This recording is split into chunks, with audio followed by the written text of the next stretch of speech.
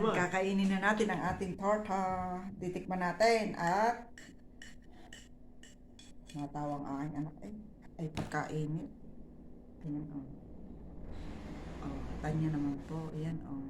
Ito yung saging na namili kami, lumambot dahil inipit ang aking mag-ama. Ay di ngayon, para hindi masayang kasi walang kakain at sobrang lambot, ay di niluto ko.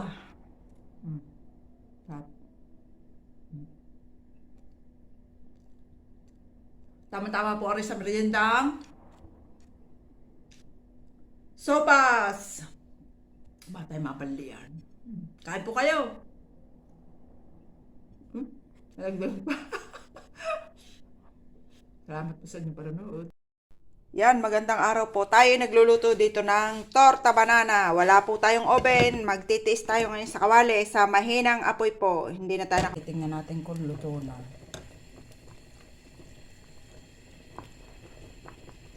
Ligtad ko po ay gamit ang ating plato. Ito na po yung ating finished product ng ating torta sa kawali. Yan o, lambot. Abayan lang po nyo diyan lumamig sa ating kawali bago kainin. 4 pong saging are, tapos isang basong harina, 2 kutsaritang olive oil at kalahating basong asukal at kaunting asin. Gumamit din po ako dito ng levito, yung pampalsa po. 1 kutsarita pong doon po sa malaki, hindi naman po puno. Tapos yun na po, yung kawali natin, nilagyan po natin ng mantika. Noong mainit na po nilagay. Ito na po ang resulta ng ating torta banana. Dahil wala nga po tayong oven dito, kaya yan, nag-taste po tayo sa kawali. Salamat po sa inyong panonood. God bless. Ay, naglagay din po tayo dito ng chocolate, ha? 3 kutsarita. Chocolate powder po. Ay na po tayo itong ating merienda. Torta banana con chocolate. Masarap. Kaya ako'y nagsasabay ng gatas sa pasta. Pag naluto, medyo malapot-lapot. Lalo na po aray pagka yung lumamig na. Ito naman po yung ating lulutuin ngayon. May tayo ditong hotdog Pilipino, sibuyas, bawang, carrots, at yun na, sibuyas, bawang. Magluluto po tayo ng sopas ngayon. Naglagay ako dito ng 1 kutsaritang butter, isang margarine at 1 kutsaritang olive oil. May sibuyas dito at bawang. Pagsasabay-sabayin ko na sila. Ayan. Lutuin sa inyong gusto. Ako po nagsabay-sabay ko na pang mabilisan. Tapos meron ho tayo tayong meron ho tayo din yung pinaglagaan ng manok. Yun, nalagay natin ang pasta. Haluin natin at baka naman masunog, nauaw na naman si kaibigan. Aray din ko ho inilagay at nang iginisa. Hindi pala nga nilagay. Dini ko ho iginisa at dini ko naman isasalin sa ating pinaglagaan ng manok. Aray sa dahil mahal ngayon ang manok, kaya kakaunti. 3 lang yung ginamit natin. 3 yun sa ng manok, balugbog. Ganyan 3 lang ganyan. Okay na po yung ating sibuyas at carrots. Lagay natin tong ating manok.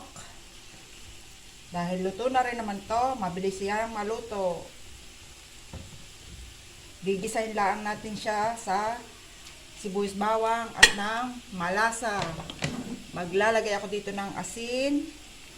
Yung ating pinaglagaan po, may na po yun. Meron na yung Knorr cube, pero hindi tayo naglagay ng asin. Mamaya natin lalasahan siya. Haluin at gisahin uli ng kaunti pang minuto. Saka ilagay ang hotdog.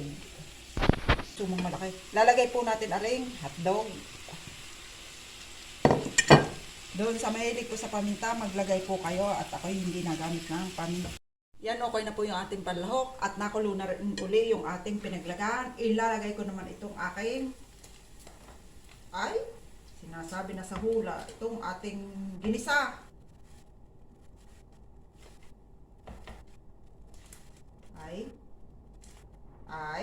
ayun na, nanlalaglag.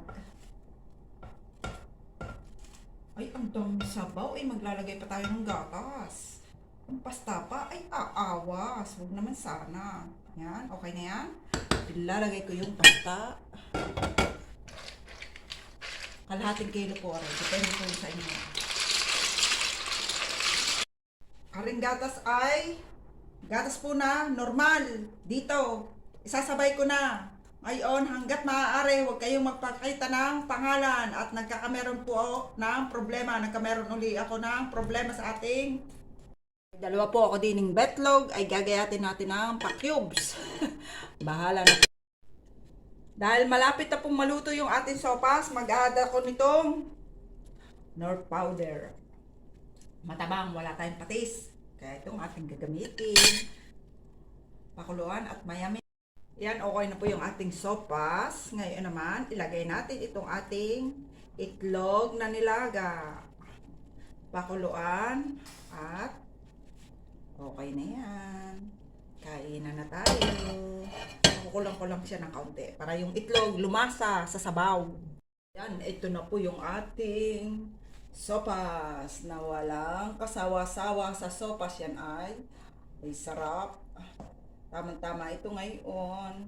Hindi mo maintindihan. Malamig na mainit. Yan o. Yan. Kain na po tayo. Salamat po sa inyong panunood. Ayun, sumama pa laman. God bless po. Bye-bye.